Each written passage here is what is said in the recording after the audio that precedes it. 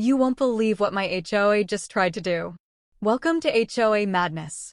Before we begin, make sure to like and subscribe so we can keep bringing you stories like this. Let's dive in. The story begins with the protagonist, Victor Marlow, a wealthy but lonely real estate investor, receiving a formal letter from the Hollow Brook Homeowners Association, HOA. The notice states that his monthly fees have tripled due to excessive vehicle activity on his property, allegedly violating an ambiguous clause about neighborhood aesthetics. Victor, who owns a modest single-family home in this quiet suburban enclave, is confused. He only has one car, an old sedan. Upon rereading the letter, he discovers that the HOA is penalizing him for multiple unregistered vehicles and persistent parking violations, accusations he firmly denies. Furious, he heads to the HOA office demanding an explanation. The board secretary, a sharp-tongued woman named Mrs. Whitlock, dismisses his protests, insisting that satellite images show more than a dozen cars parked on his property daily. Victor argues that this is impossible. His driveway only fits 2 cars, but she coldly refers him to the HOA's legal team. That night, Victor reviews his security camera footage and finds nothing unusual. As he considers legal action, he stumbles upon a forgotten folder in his office, deeds to properties inherited from his father, a secretive magnate who quietly purchased every house in Hollow Brook decades ago as a tax shelter. Flipping through the documents, Victor is shocked to discover that he is the legal owner of every home in the neighborhood. The HOA operates under the assumption that residents are individual homeowners, unaware that Victor is the sole landlord. His initial frustration turns into ironic amusement. The board is fining him for violations on his own land. After reviewing the HOA bylaws, he confirms that they have no authority to sanction the actual property owner. He prepares to fight back, drafting a scathing rebuttal to the fee increase. However, before taking action, he visits the local records office to verify his ownership and uncovers an even bigger secret. Gerald Cartwright, the HOA president, has been embezzling funds for years, falsifying records to cover his tracks. This revelation raises the stakes. It's no longer just about the fees, but about corruption. Victor heads home with a new plan: expose the HOA and reclaim control over the neighborhood that, unknowingly, has always been his. The stage is set for a battle of wit, power, and legal maneuvering. Now fully aware that he owns the entire neighborhood, Victor Marlow launches a meticulous investigation to unravel the HOA's corruption. First, he hires Elena Rojas, a private investigator specializing in corporate fraud, to track Gerald Cartwright's financial movements. Meanwhile, he reviews the residents' lease agreements and discovers a hidden clause. Tenants have been paying an additional maintenance fee to the HOA, charges never authorized by him as the rightful owner. With help from his lawyer, Clara Mendoza, Victor sends formal letters to all 62 households, informing them that he is the actual property owner and that the HOA's fees are illegitimate. The news spreads like wildfire. Some residents are furious, others see him as a hero, and a panicked Cartwright calls for an emergency board meeting. Victor attends the meeting, secretly recording the conversation. A sweaty and agitated Cartwright claims the accusations are slander and threatens a defamation lawsuit. However, Victor presents copies of the deeds and notarized records, proving his legal ownership of the neighborhood. The tension peaks when Mrs. Whitlock, the secretary, tries to have him removed, but Victor plays recordings of her phone calls, where she admits to destroying documents to cover for Cartwright. Chaos erupts, 2 board members resign on the spot, and a neighbor records the scandal, posting it on social media. That night, Victor receives an anonymous message: "Drop this or you'll regret it." The next day, Elena delivers a damning report. Cartwright has embezzled over $800,000 in a decade, funneling fake HOA fees to fund luxury properties in Costa Rica. Even worse, the satellite images, supposedly proving excessive vehicle activity at Victor's home, were fabricated by a bribed technician. Victor decides to play his trump card. An overlooked HOA clause allows the original property owner to dissolve the board immediately if embezzlement is proven. With Clara, he drafts a legal ultimatum. Cartwright has 48 hours to return the stolen funds and resign, or he'll face criminal charges. But Cartwright won't go down without a fight. On the evening of the third day, Victor finds his mailbox vandalized and his car tires slashed. Worse, Cartwright has manipulated several tenants, spreading rumors that Victor plans to triple their rent. An angry mob of residents gathers outside his house, demanding answers. In a bold move, Victor live streams from his doorstep, exposing Cartwright's crimes and promising not to raise rent for those who stand with the truth. The video goes viral, drawing local media attention and catching the interest of a prosecutor. Meanwhile, Elena tracks a crucial bank transfer. Cartwright wired $200,000 to a Cayman Islands account just hours after the meeting. Armed with this evidence, Victor and Clara file a formal complaint in court, freezing Cartwright's assets and setting the stage for his arrest. But just as Victor celebrates his early victory, he notices a black car parked outside his house for hours and realizes Cartwright might still have powerful allies willing to do anything. The trial against Gerald Cartwright begins under the media spotlight, turning Hollow Brook into a media circus. Victor Marlow, now seen as a hero by some and a tyrant by others, testifies in court about the embezzlement and forgeries. Cartwright, with a team of expensive lawyers paid with dubious money, denies everything and accuses Victor of fabricating a conspiracy to steal the neighborhood. However, the prosecution presents irrefutable evidence, transfers to the Cayman Islands, testimony from the technician who falsified the satellite images, and the altered financial records.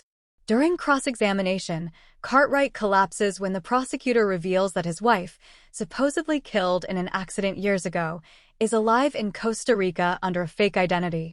The room erupts in whispers, and Victor realizes that Cartwright's corruption is even darker than he imagined.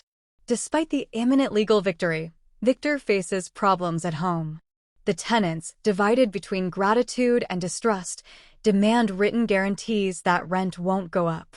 A group led by Diego, a young community activist, organizes protests outside Victor's house, accusing him of being as oppressive as the HOA.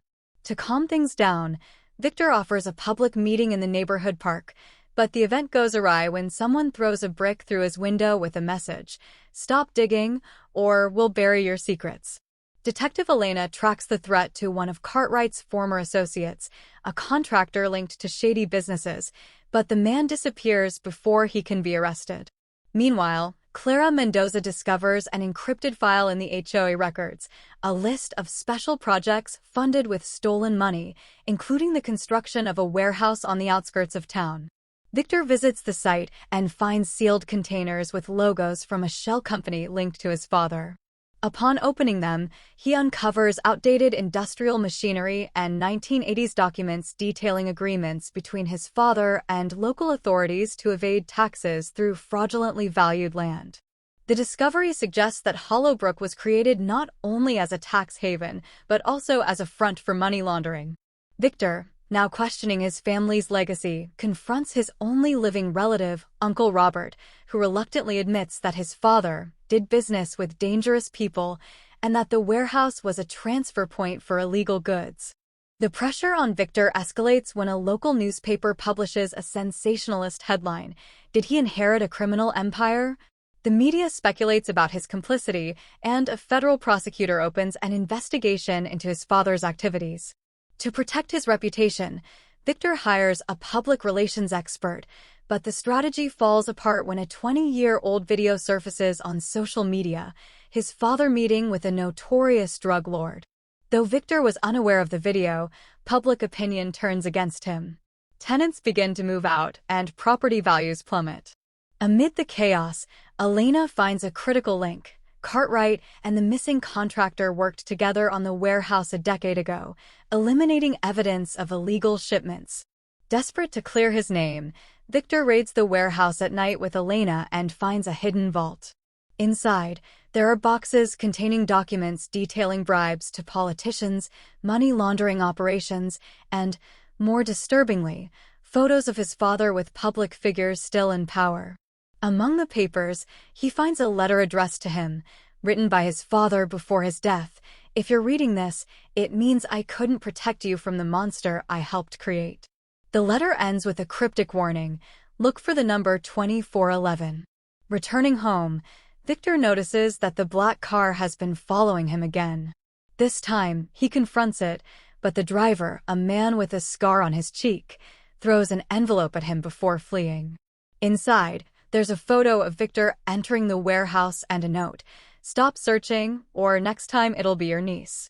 Victor, who has no niece, frantically searches his family records and discovers that his father had a secret daughter, given up for adoption years ago. The message is clear: his enemies know his weaknesses better than he does. Victor Marlow, obsessed with deciphering the meaning of 2411 and protecting the sister he never knew, plunges into a frantic search.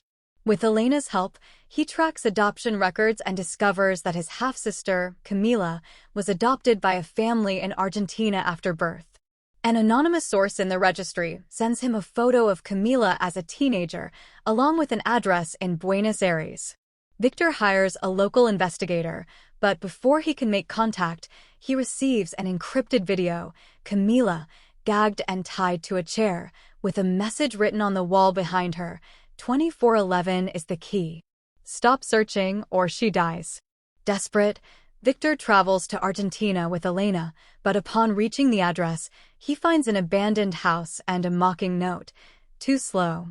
While inspecting the scene, Victor gets a call from a blocked number. A distorted voice demands that he hand over the warehouse documents in exchange for Camila. The voice mentions 2411, revealing that it's the code for a safety deposit box in a Swiss bank, accessible only with Victor's DNA. The bank confirms that the box was last accessed by his father in 1999, but refuses to provide further details without a court order. Back in Hollowbrook, Victor faces a new crisis. The warehouse where he found the documents is set ablaze, destroying all evidence. The fire department rules it as arson, and a security camera captures the figure of the scarred man fleeing the scene. Feeling cornered, Victor decides to play dirty. He selectively leaks documents from the warehouse to investigative journalist Ignacio Ríos, exposing the bribes to politicians on social media. The national scandal forces authorities to reopen old cases, and several officials resign. Meanwhile, Clara Mendoza manages to secure a court order to access the 2411 box in Switzerland. Inside, Victor finds his father's journal, USB drives with recordings, and a modified will, leaving 50% of his assets to Camila. The recordings reveal that his father had collaborated with a clandestine organization called La Cadena, dedicated to laundering money for politicians and drug lords. In one tape, his father confesses to hiding Camila, as she was the daughter of a protected witness who threatened to expose them. The journal mentions an event 2411, the murder of a prosecutor in 1987, orchestrated by La Cadena, where his father was an accomplice. The revelation devastates Victor, but there's no time to process it. The scarred man bursts into his home, pointing a gun at him. He demands the files on La Cadena and shows Victor a recent photo of Camila, alive but badly hurt. During a struggle, Victor activates a silent alarm connected to the police, and the intruder escapes, but not before warning him. La Cadena doesn't forget. That night, Victor receives a package with a human finger and a note. Next delivery, your head.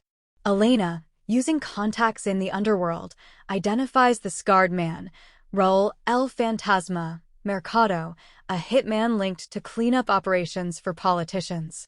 They trace his cell phone to an abandoned warehouse on the coast, where Victor and a private security team rescue Camila, beaten but alive. In the confrontation, Raúl escapes, but Camila hands over a flash drive she had hidden in her clothes. It contains the names of current members of La Cadena, including a Supreme Court judge and the mayor of Hollowbrook. The meeting between Victor and Camila is tense.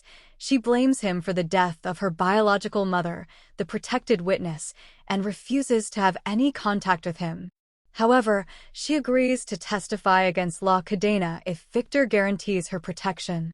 While taking her to a safe house, Victor discovers that Camila has an 8-year-old daughter, Sofía, who's been kidnapped by Raúl as insurance. The mission becomes personal: save Sofía and take down La Cadena. Back in town, Victor uses the names from the flash drive to blackmail the mayor, forcing him to confess on camera to the organization's crimes. The video goes viral, and the entire country erupts in protests. But La Cadena retaliates. They burn Clara Mendoza's house and poison Elena, leaving her in a coma. Victor, now without key allies, receives one final call from Raúl: "We'll give you the girl if you hand over Camila. Decide, family or justice." Victor Marlow, cornered by the dilemma of saving Sofía or handing over Camila, comes up with a desperate plan. He contacts Raúl Mercado and pretends to agree to the exchange, Camila for the girl, at an abandoned dock at midnight.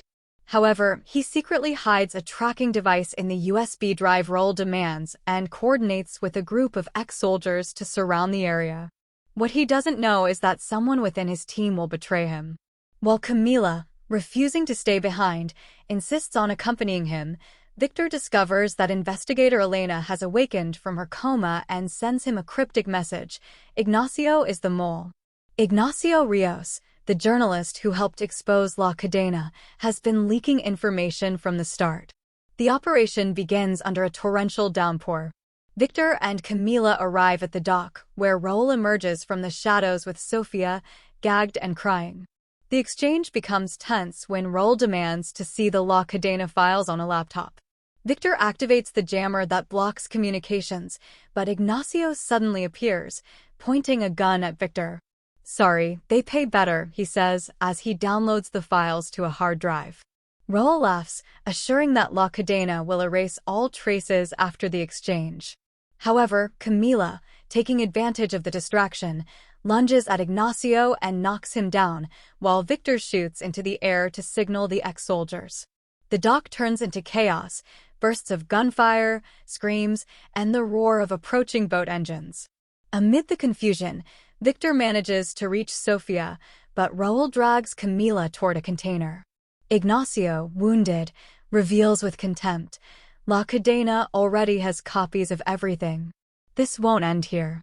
Victor knocks him out and runs toward the container, where Raúl holds Camila with a knife to her throat.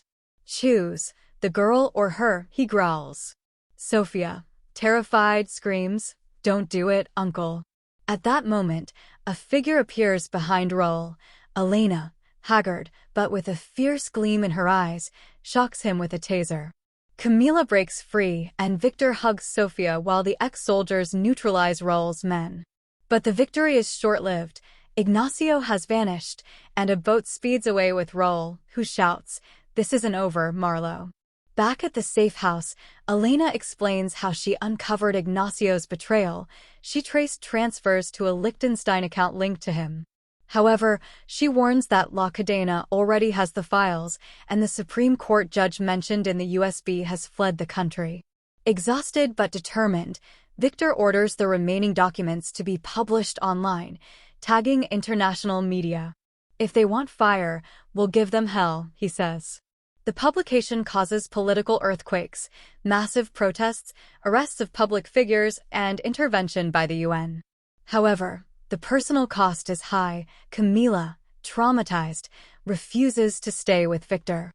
"I don't want Sofía growing up in your world," she says, leaving for an unknown destination with Elena's help. Victor, feeling more alone than ever, receives a call from the federal prosecutor. Raúl has been captured in Mexico but refuses to talk without immunity. In a final attempt to dismantle La Cadena, Victor visits Raúl in prison. There, the hitman whispers, "Your father wasn't the villain you think. He tried to get out, and that's why they killed him." He hands him a GPS coordinate etched on a spoon. "There's the truth you're looking for." Victor, confused, travels to the location, an abandoned farm in the middle of a forest. In the basement, he finds a hidden camera with a skeleton handcuffed to a pipe and an ID plate. Prosecutor Ernesto Gomez, 1987, the victim of the event 24/11. Next to him, a letter from his father: "I tried to save him. Forgive me." The revelation redefines everything. His father didn't kill the prosecutor, but tried to protect him. La Cadena killed them both. Victor, with tears of rage and relief, returns to Hollow Brook, ready to close the cycle. He gathers the residents at the park and announces the formal dissolution of the HOA, returning control to the tenants. "This place was built on lies, but we can rebuild it on truth," he declares. The crowd applauds, but among them, Victor spots an unknown man recording everything and smiles with disdain. That night, while burning the last of his father's documents in the fireplace, he receives a message from an unknown number. "You've illuminated one corner of the web, but the spider is still alive. We'll see each other soon." Victor, now unshaken, puts the GPS from the farm in a drawer.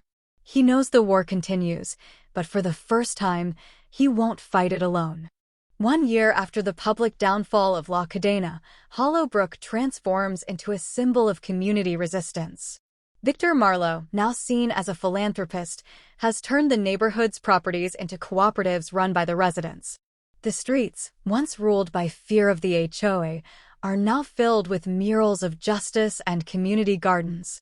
However, in his office, Victor keeps a briefcase with the GPS from the estate and La Cadena's message, a reminder that darkness never truly fades. Camila and Sofía, after months of therapy, agree to move into a house in Hollow Brook under false identities. Camila, still wary, acknowledges Victor's efforts to protect them. One afternoon, Sofía calls him Uncle Victor for the first time, and with tears in his eyes, he promises to build her a swing in the backyard. Elena Rojas, recovered from her coma but with lingering neurological damage, becomes the head of security for the neighborhood, training volunteers to guard against future threats. The trial against Raúl Mercado and the remnants of La Cadena becomes the most high-profile case of the decade. Victor testifies for hours, exposing the corruption network. Raúl, sitting with a smug grin, murmurs, "You killed the spiders, but the web is still standing."